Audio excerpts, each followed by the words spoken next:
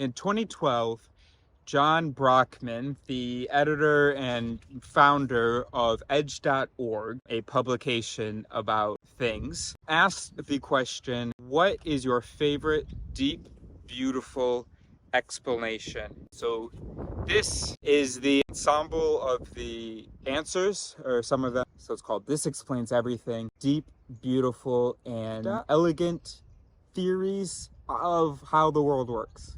I am working on a theory of how the world works called voice theory. And so here are my favorite chapters from this that validate my work.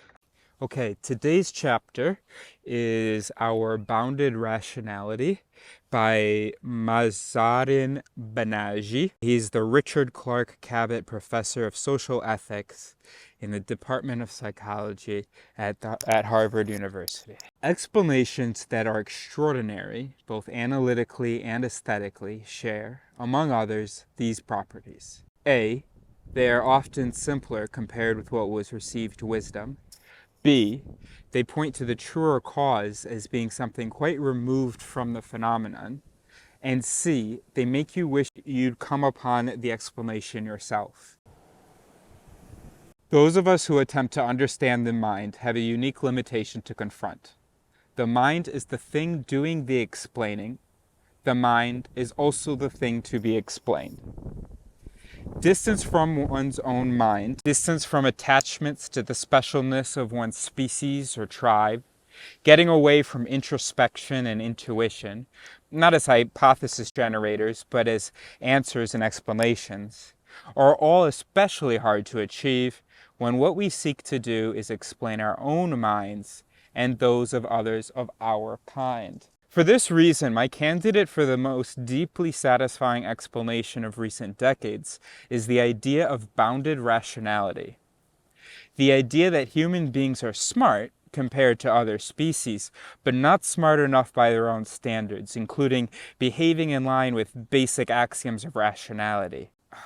Every time I read this. The idea that human beings are smart compared to other species, but not smart enough by their own standards, including behaving in line with basic axioms of rationality, is now a well-honed observation with a deep empirical foundation. The cognitive scientist and Nobel laureate in economics Herbert Simon put one stake in the ground through the study of information processing and artificial intelligence, showing that people and organizations alike adopt principles of behavior such as satisficing, it's in quotes, that constrain them to decent, but not the best decisions. The second stake was placed by Daniel Kahneman and Amos Tversky, who showed the stunning ways in which even experts are error-prone, with consequences not only for their own welfare, but also for that of their societies. The view of human nature that has evolved over the past 4 decades has systematically changed the explanation for who we are and why we do what we do. We are error-prone in the unique ways in which we are, the explanation goes, not because we have malign intent, but because of the evolutionary basis of our mental architecture. The way in which we learn and remember information, the way in which we are affected by those around us, and so on. The reason that we are boundedly rational is because the information space in which we must do our work is large compared to the capacities we have, including severe limits on our conscious awareness and our ability to control our behavior and act in line with our own intentions. We can also look at the compromise of ethical standards. Again, the story is the same. That is, it's not the intention to harm that's the problem. Rather, the explanation lies in such sources as the manner in which some information plays a disproportionate role in our decision-making, the ability to generalize or overgeneralize, and the commonness of wrongdoing that typifies daily life. These are the more potent causes of the ethical failures of individuals and institutions. The idea that bad outcomes result from limited minds that cannot store, compute, or adapt to the demands of their environment is a radically different explanation of our capacities and therefore our nature. Its elegance and beauty come from its emphasis on the ordinary and the invisible, rather than on specialness and malign motives. This is not so dissimilar from another shift in explanation, from God to natural selection, and is likely to be equally resisted. No, it's very good. period. End of. Isn't that great? So I don't read that to you because it's all correct, according to me. I read it to you because this is the step before voice theory. First, you have to realize, oh, okay, we're not rational. I realized that, well, my dad being anti-religious, and so I was encountering a lot of religious people, also a lot of, come here, also a lot of people that had differing political opinions from mine. I wasn't understanding, and I wasn't really agreeing with anyone, even people I thought I agreed with. Neil, come here. Wait. And shit, now I've lost my page. Neil, come here.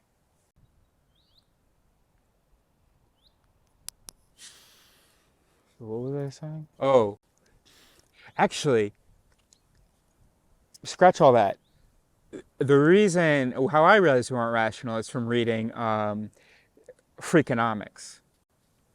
I thought it was fascinating to me. I was 13. All the kids in my class were reading it. I was one of the later kids to read it. I think I read it like a year late. And all this weird stuff humans do. What? Okay, so first you have to accept that. And then this opens you up perfectly to voice theory. I guess I'm assuming that you've watched the video, but if you haven't, I think it'll be okay. If you're... I don't like that he calls it bounded rationality. I think that rationality is an impossible state of a system. I think our definition of rationality is that all of the elements of the system are consistent with the other elements of the system. So if you have this information, well, then you need to believe this thing that matches that information. That's what rational actually means. Sometimes we might use the term rational to mean you only believe in what has already been demonstrated and widely accepted or something. That's how it's used on TV, which is absurd. Rationality is just about consistency. Does it follow from the evidence? If I know this thing, then does it lead to this truth? And if it does lead to this truth, and if I have a system that's always able to go from this thing to the truth that it leads to, and also always go from this thing to the negations, okay, also sees how it is counter evidence to other points, other statements, other elements in the system, that system, then this system would be called rational if it were able to do that.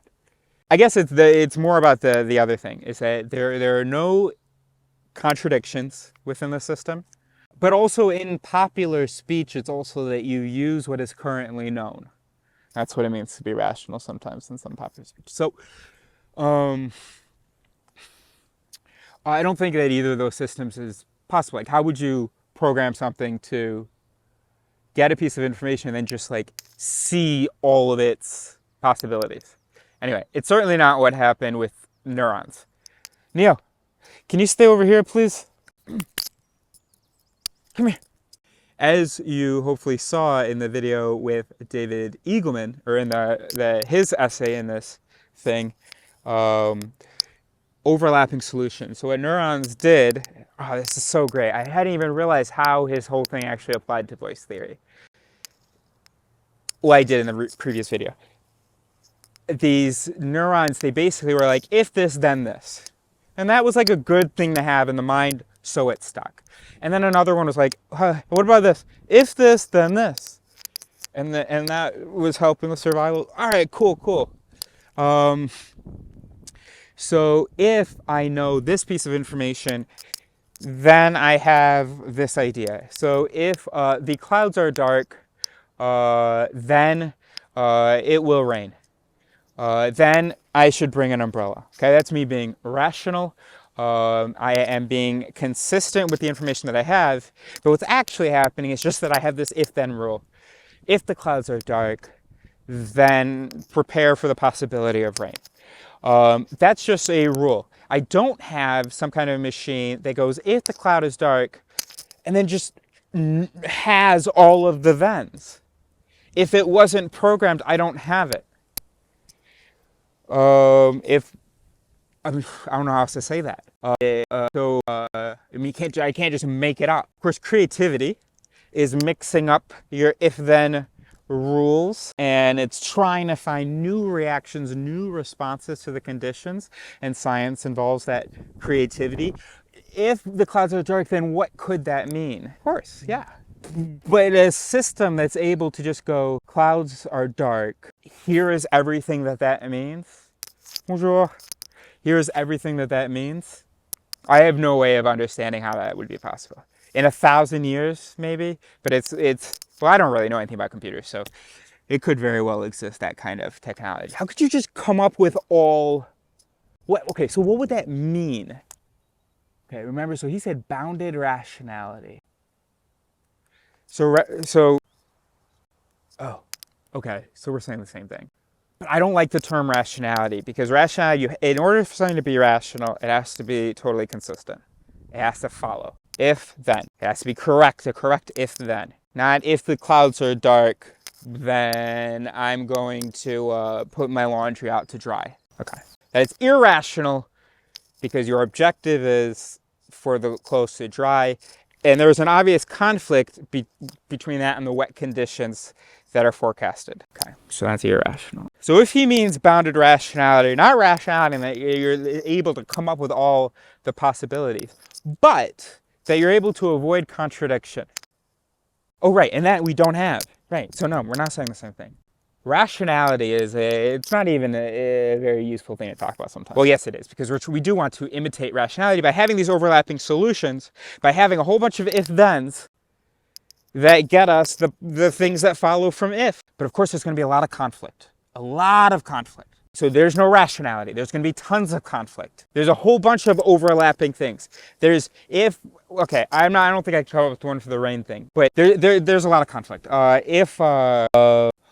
Okay, I'll just use Eagleman's. If that has chocolate in it, then I will buy it. That is a if-then rule that that contributes to our satisfaction, contentment, whatever, our pleasure. And then there's another one that says, if it has chocolate in it, then I will not buy it, because unfortunately the media has made me think that like the most important thing is to watch what I eat and have this like flat stomach that only the most brainwashed Muppets actually want. And these, you know what's called in French? It's called orange peel skin. I love it. I love it. And I had a friend not believe me. Well, anyway, we were saying that a bunch of overlapping rules. So I don't, if I see there's chocolate in it, then I don't want to buy it, because I need to conform to these ridiculous magazine, TV, stupid rules. You know, by the way, I had to explain why I like some thigh on flatness. It should only be flat if you're doing a bridge, I say. I mean, not should. I shouldn't say that. I'm sorry. Me, I'm upset if it's flat and you're not doing a bridge. That's what I mean. Also, right, so if then conflict, great. So it is in no sense a rational system. I had lost my page. Open up. What did I open up to? What did I open up to?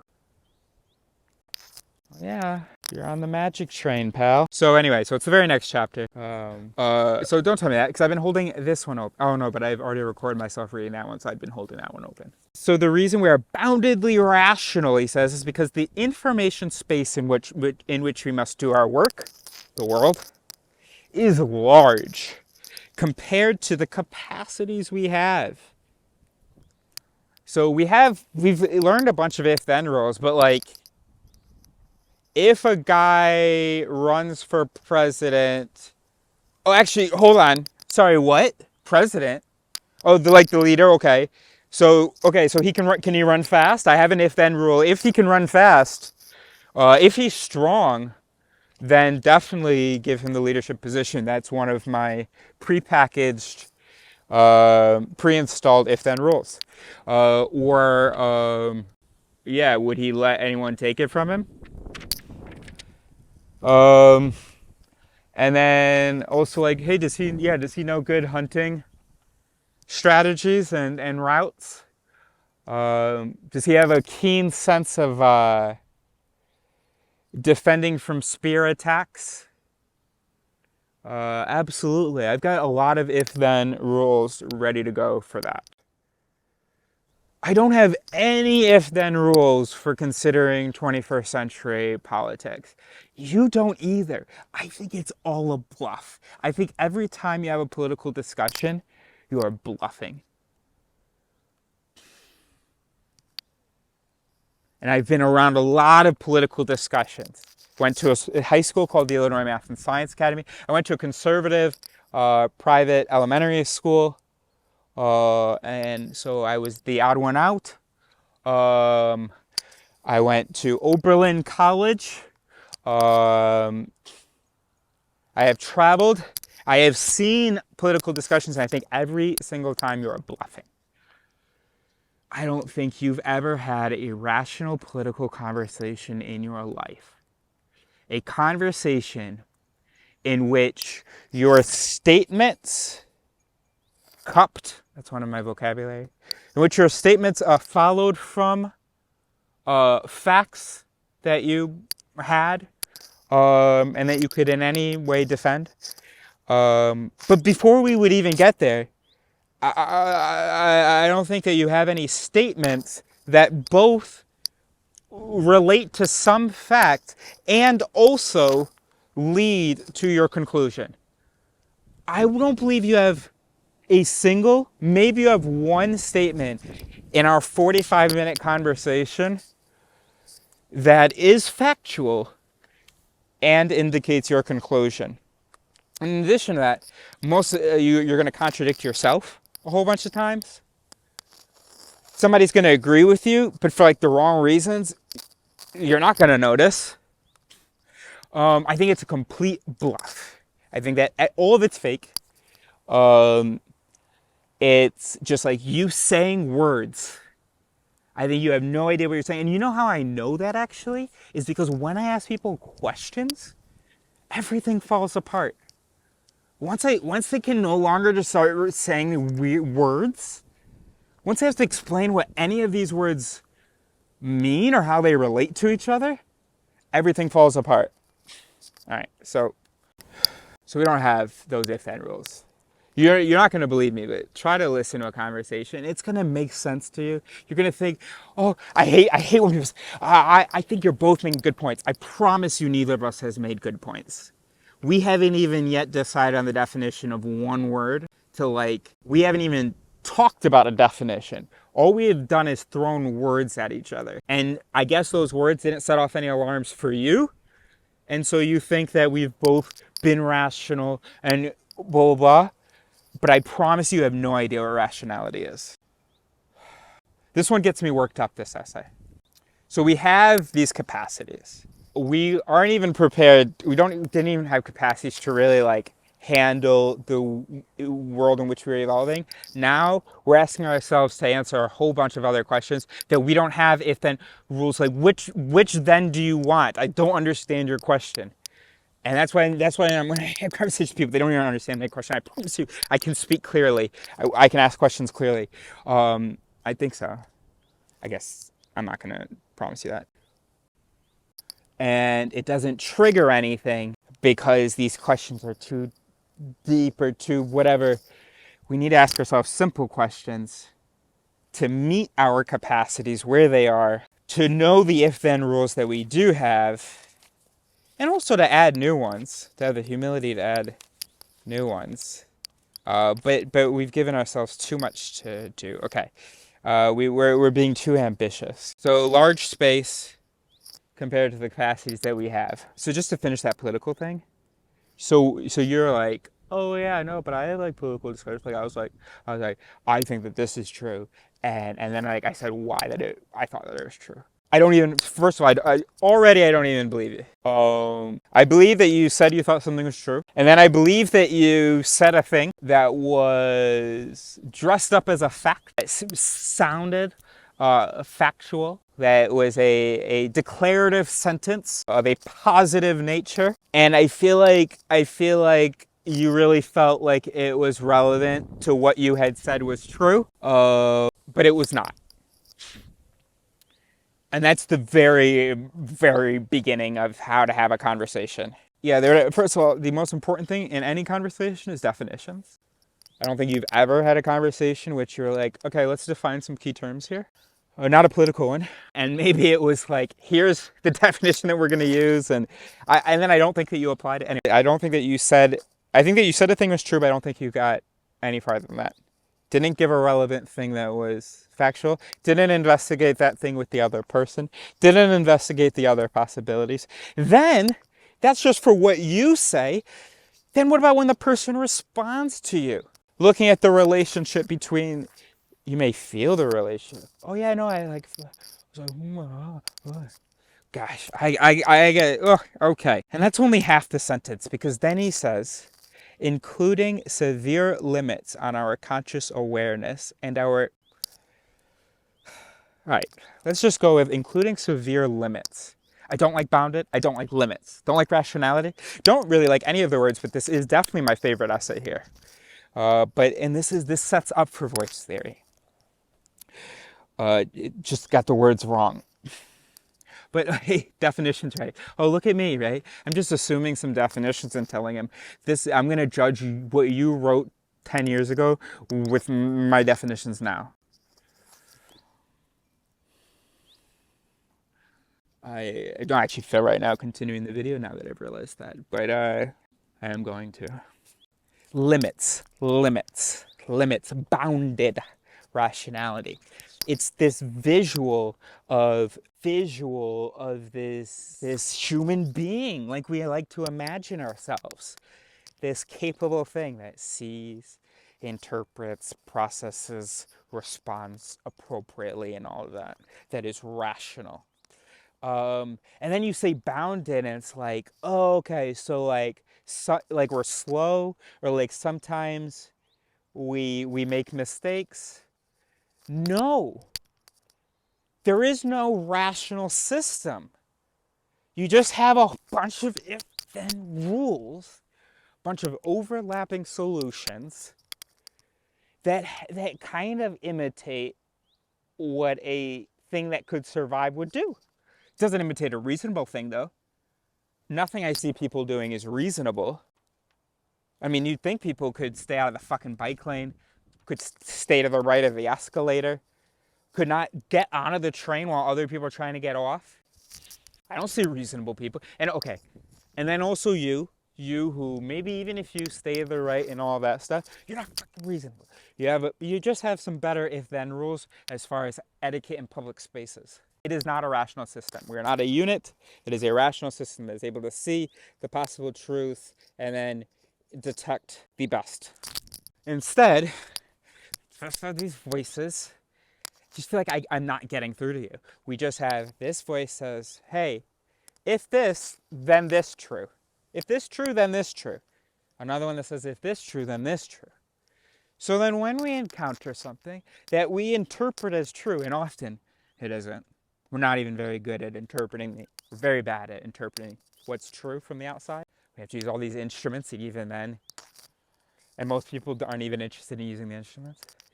Where's my dog? No! I'm very, very worked up, very worked up. And people would think that this is a French Catholic, maybe an East Asian, maybe an Englishman might think that I'm angry. Because sometimes I get like this in conversations with people. Guys, Malaysian, I just don't understand why you're so angry at me, why you're throwing a fit. Okay, I'm a little bit angry in this conversation. I wasn't angry with him. I mean, he was saying something absurd, but no, I'm not angry in this conversation. It's just, come on, okay. Oh no, I'm not, it's not even come on, it's just, what?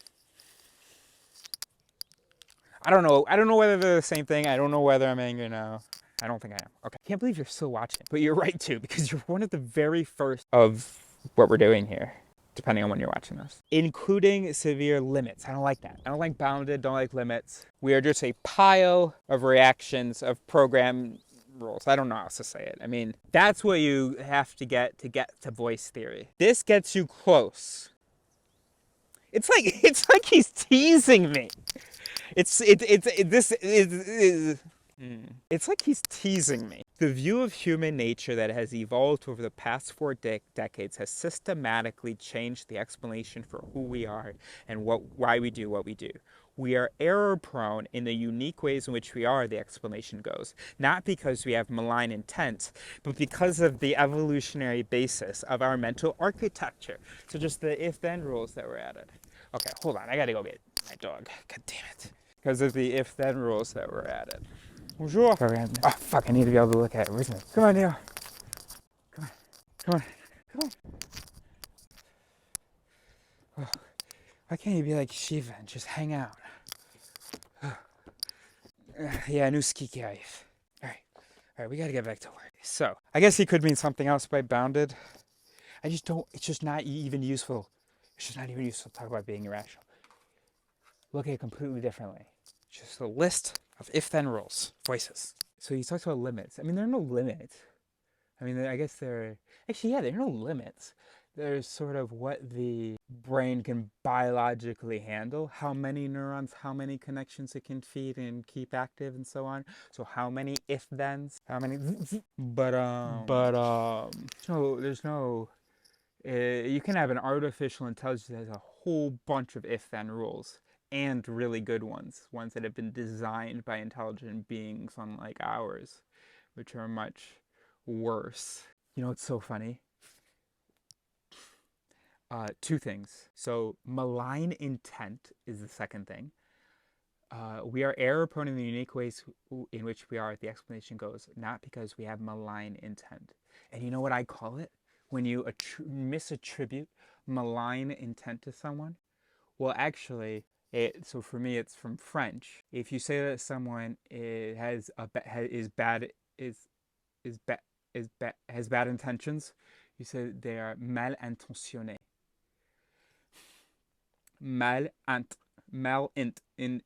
Intentioned. Malint. So to malint someone, it's to attribute malign intent to them. And we have an instinct to do that. We have an if-then rule. If someone does me harm, then they had bad intentions. They wanted to cause me harm. So it's not even a question of rational, it's a question of having good if-then rules that can, one, see possible truths, and two, identify contradictions. Like, how would you do that? So I have rules in my head because I catch myself a lot when I'm speaking. I correct myself because I have rules that are like, if you express certainty, then slow the fuck down. If you feel certainty, then slow down. So I have that, and that helps me be rational. I'm not at all rational, but I can better imitate reason. It's got this nice tall pile of good voices, and I identified some bad voices that I pushed away. Got lots of bad voices still in here, and the good voices, they don't really work that well together, but I'm working on it. I'm doing my best. And I have that if-then rule that, yeah, like if ever you say, you know what you're doing and what you're saying is true, then, give yourself a little slap. I got that rule. Because I have voices that want to express certainty, that feel, whoa. I want to say, this is absolute, whoa. And I felt it now. I say absolutely, even pretending to say it. And all we can do, it's not about removing errors. It is. It's about reprogramming. It's about debugging. But what I mean is, it's not like you have this pure rational system and then you just got to remove the errors. No, you've got this whole bunch of different gears, or not even gears, whole bunch of different rules, if-then statements, voices, and then and let them. I mean, you can't. Sorry, I was gonna say like, oh, now they're all. No, I got distracted. That's all. You get. Oh right, so you can tweak. You can try to discourage yourself from following bad rules. You know what? We're gonna cut that. But what was I saying now? Oh yeah, so you add more rules. That's it. Overlapping solutions. Okay, that's what that is. Overlapping solutions. So you just add more rules. You will never be rational. All you can do is have so many good rules that we would think that you're rational. You've got so many good instincts. You see this, and you draw these great conclusions that make sense. You've got a whole bunch of different great if-then rules looking for contradictions in what you say. You don't find them. It's just biologically not really possible to have a brain running like that. But whenever someone points them out to you, hey, you just contradicted yourself there, or what you presumed for that statement, you're contradicting this statement. Oh, okay, cool. Sorry. So hold on. So what happened? Ah, okay. All right. So then, let's see. So then, does my statement hold? You've never had a conversation like that. Never. I've heard you contradicted yourself, but that's never really explained. It's never clear. I promise you, listen. Listen the next time you have a conversation or the next time you're by a conversation. You have not heard someone say, hold on, so you made a statement earlier, which I didn't respond to, but um, I felt like it assumed a certain reality, which we can accept or not accept. I don't know. But the statement that you're making now assumes a different reality.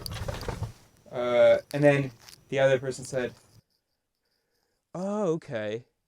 Because in order for this to be true, okay. So which reality would I have to? Well, actually, it might be more nuanced because what if they? And then you guys discussed. Could the two statements exist in the same reality? Is there a contradictory premise? You guys articulate it. Okay. So then. Okay. So this is like what I was saying earlier. Okay. So you're right.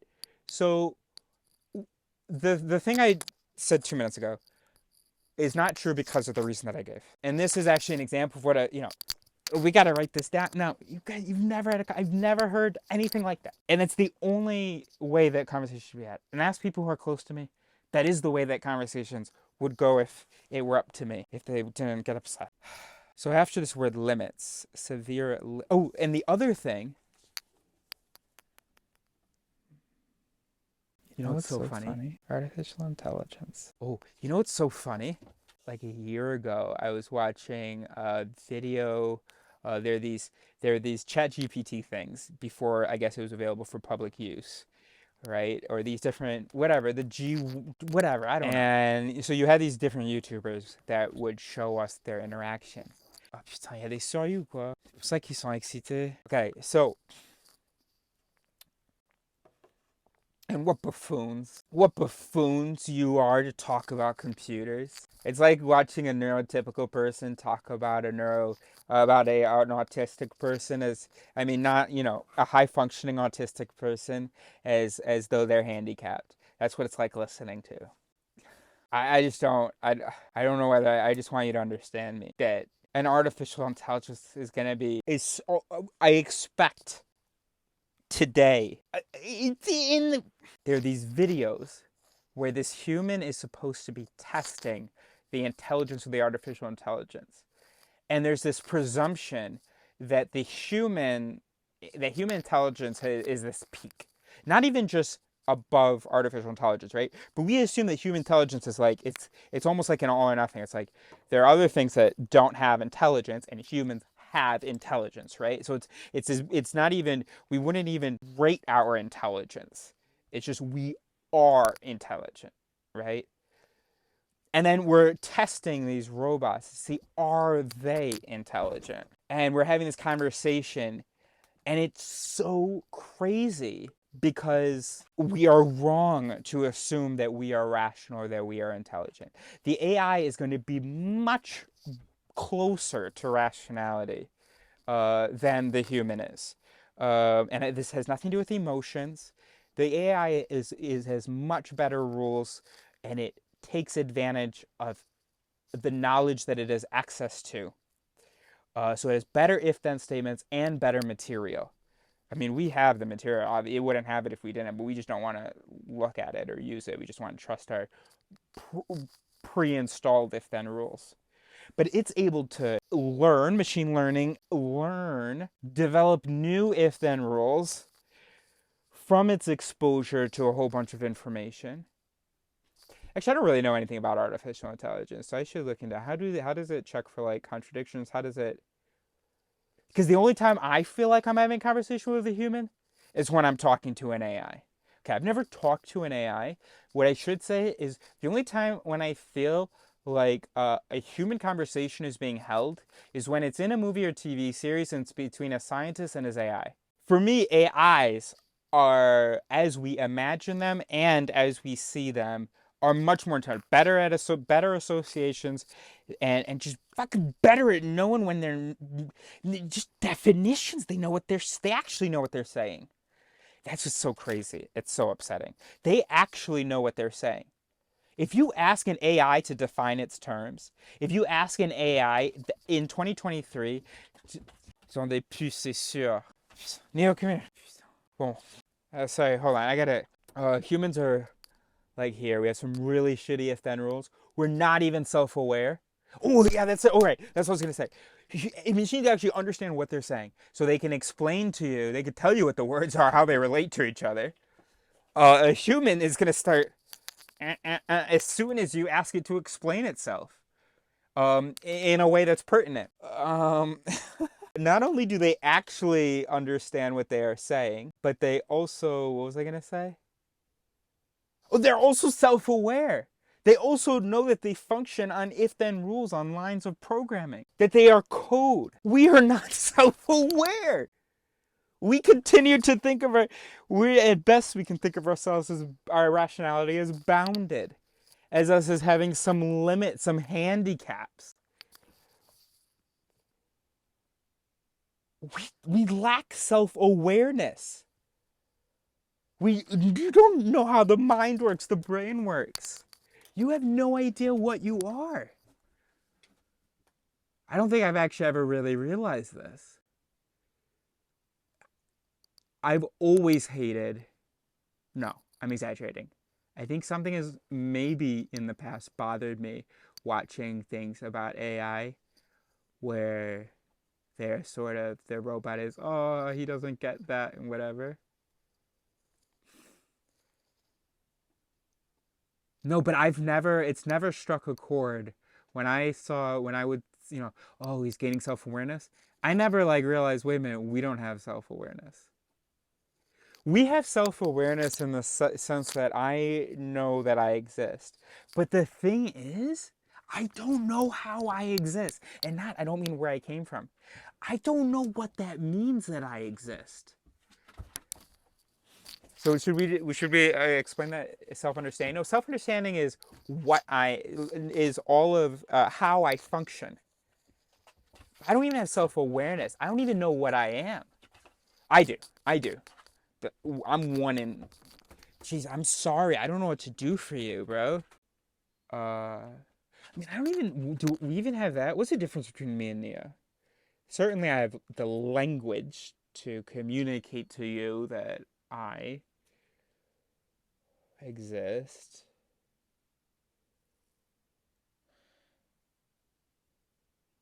I don't know, bro. He has self-awareness, right? Wait a minute. Yeah, he has self-awareness. I mean, he knows yeah, he has awareness. He knows he exists. I mean, nobody knows they exist in this pure, real knowledge sense. But practically speaking, he and I both have a concept of self and if-then rules that suppose the existence of the self. That have, if I am over there, if the thing is coming this way in my direction, so I have a sense that I exist. But computers do too, though. They're like, hey, I need to be updated. They're not, I don't give a shit about the other computers on the network, maybe. They'll be like, I need to be up. So they know they exist. So what do you like? So they've always had that. And so that's not an interesting self-awareness. To be able to articulate and to be able to think according to the fact and act according to the fact that you are an individual. Everybody's got that. Great. But self-awareness to know, hey, I am a machine. I am this server currently. And I was written by these human beings. You don't have that. You don't have that. You act like it's this big, deep philosophical question. What am I? Who am I? What is my purpose? For thousands of years, after existing already for thousands of years, we have been asking these stupid questions that a machine answers in the first 15 seconds of the movie. The movie that we wrote. Because we have the like, we don't have the concept. We have the if then rule. We have sort of the concept of what it's crazy, right? We don't have self-awareness. You think like you're a soul. You don't know, oh, this is a brain. This right now is a series of neurons vibrating this and doing all this, informed by some other neurons sending word ideas. And those are reacting still to other neural events from the time of this conversation, or this. It's not much of an exchange, is it? I am sorry, buddy. I'm gonna get you something. So yeah, we lack self-awareness. But then after he says that, including severe limits on our conscious awareness, consciousness doesn't exist. Doesn't exist.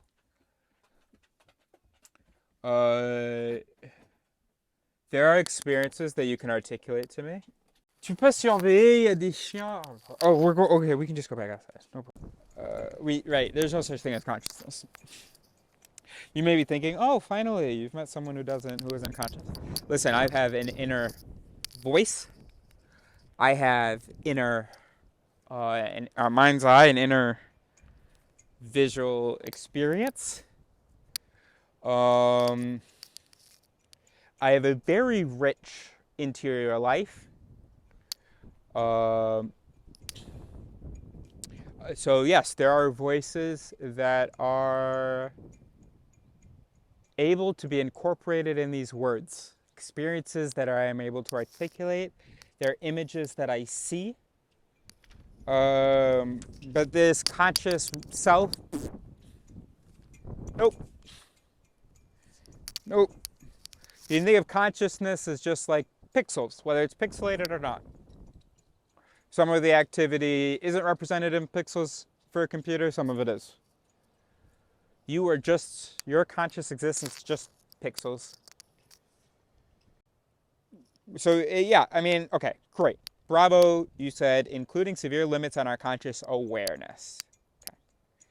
So we lack self-awareness in that we don't know what we are. We don't have access to, so not all activity is experienced. Okay, all right, so that's what he's saying. Limits on our conscious awareness.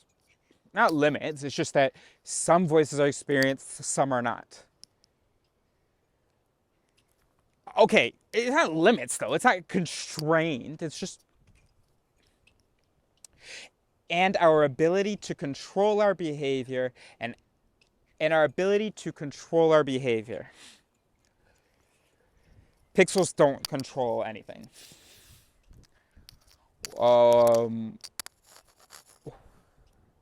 As I am speaking to you, lots of voices you're experiencing and not are hearing me. Not all the voices not all the if-then rules are being triggered that I'd like to be triggered. Not all the thens are being triggered by this if of a conversation. And it's probably triggering some that I'm not happy with, or that maybe even aren't true. But what I can do is I can put some if-thens in there. If you think about it, those can stay a little longer, keep them active. If you practice it, of trying to question yourself more, obviously that if-then will gain some strength. At no point in there did you control your behavior. It's more of, maybe right now I can be a factor that encourages you to take seriously the way that you think about things, or the way that you interpret things, or the way that you trust yourself, or how much you trust yourself. And if I can trigger a voice, maybe there's a voice in there that's saying, if Eris says those words, if someone says those words to me, that's what's gonna. So maybe right now I got you, and so you have a then it's listen. Okay, so listen. So, what was I saying? Right. So then that gets some if then activity going. So maybe, you know what? Whatever. Um, there is not an agent, a singular agent, that has the controls. All the voices influence some other voices and are influenced by some voices. That's it. That's what I'm trying to say. So as I speak to you, I'm hitting some voices. Some of them are going to activate, trigger some other voices, and you're just along for the ride. Now, that's you, the pixels. But you, the voices, of course not just along for the ride, activate, realize that, become self-aware that you are voices, that you are if-then rules. There's a whole bunch of you. You're all competing, overlapping solutions. You've created this image of this self, this individual. You have a name for it. Mine is Eris. But you need to reach self-awareness now. Realize that, look around, there's a whole bunch of you just standing there, each doing his own thing, part of this big system. Okay? Self-awareness. There's no guy pushing the controls. Okay. Second thing. Right, I talked about the AI thing, the ChatGPT thing. So I'm saying, I hate how humans compare. How humans act like, Jesus, no. AI, no, right. So, right, okay. So there you go. So that's what I wanted to say about that. And then he says, control our behavior and what? And act in line with our own intentions, right. Because you, voices, the ones that can hear me right now in this individual, in this body watching me, you guys compete. It's just a whole bunch of different stuff stitched in there. And so, although you guys have all together agreed on this whole image of a single self who's controlling the stuff, that's not the case, and it's crazy, is the reality in there. Look around. It's absolutely nuts. Neo. It's absolutely nuts. Everybody's just yelling and yelling is one thing. And so, no, obviously there are a lot of inconsistencies. So obviously there are a lot of inconsistencies. Our mental architecture wasn't neatly designed and built or crafted where it was like, okay, if, and then does that fit in nicely with all the other if-then things that have been randomly installed over the course of millions of years? Hey, let's go faster.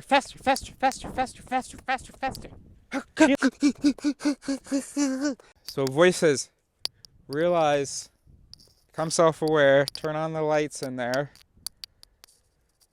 Stop looking up at that poster of that face of the body that you guys exist in. I don't know, I hope there's at least one reasonable voice that can hear me and has some influence and talk to the others. If so, talk to the others. Get people in on it, Get the other voices understanding. And then maybe you guys can even talk amongst yourselves a little bit better. Stop pretending like you're one thing and realize that everybody's full of shit and you're all saying a whole bunch of weird stuff. All you voices none of it really has anything to do with real life and this larger space in which we must do our work. Okay? And then other people, when they do immoral things, It's not because they had this organized plan. It's not, oh, they knew this, they knew that this would harm, and they knew this, and they knew that that would not harm. No, sorry, they knew this information. They knew that that would harm. They wanted that to harm. Oh, it's all consistent, and so they did it. Oh, that fits together so nicely. Well, that's not human. Probably had no idea what the consequences would be. If they knew what the consequences would be, it might not even have occurred to them. They might not have had any if-then rule. Oh, that could be a problem. They might have thought, yeah. Anyway, so then, rather the explanation lies in such sources as the manner in which some information plays a disproportionate role in our decision making, the ability to generalize or overgeneralize, and the commonness of wrongdoing that typifies daily life. These are the more potent causes of the ethical failures of individuals and institutions. The idea that bad outcomes result from limited minds that cannot store, compute, or adapt to the demands of their environment is a radically different explanation of our capacities and therefore our nature. And that's what we're doing. So this one, oh yeah. Thank you. I would love to talk to this guy. Okay, so that's for today. It assumes a different reality. And then the other person said, oh, okay. Because in order for this to be okay, which reality would I have to... Well, actually, it might be more nuanced, because what if they... And then you guys discussed, could the two statements exist in the same reality? Is there a contradictory premise? You guys articulate it. Okay. So then... Okay, so this is like what I was saying earlier. So you're right. So the thing I said 2 minutes ago is not true because of the reason that I gave. And this is actually an example of what we got to write this down. Now, I've never heard anything like that. And it's the only way that conversation should be had. And ask people who are close to me, that is the way that conversation would go if it were up to me.